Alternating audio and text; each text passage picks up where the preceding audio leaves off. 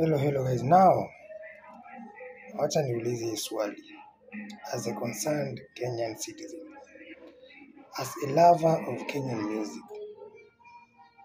what is the sound? What is the genre of Kenyan music? Now, during time ya kina Jua Kali na Nonini and all those legends, we used to have genge. Na genge tumekuwa nao for some time. Millennials wale tumegrow late 90s na early 2000. You know and you remember genge. That was the sound of our Kenyan music. Haya, miaka zimesonga, time has evolved. Vijana majenzi wakakuja na genge tone. Of course, adapting the word genge.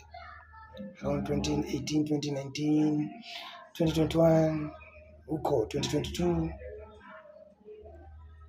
Genge tone all of a sudden ikadai. Saa hii tuko 2025, tuko na urban tone.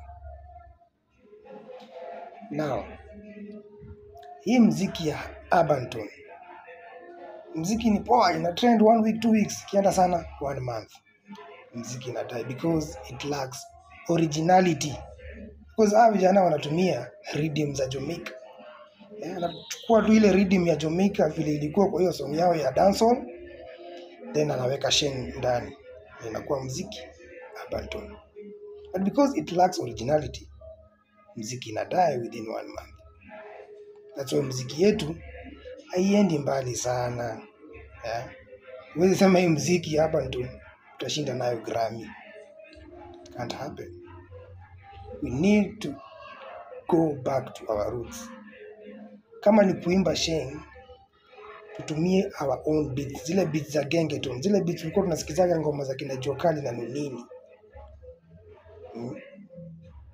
That's the time our music will start crossing borders.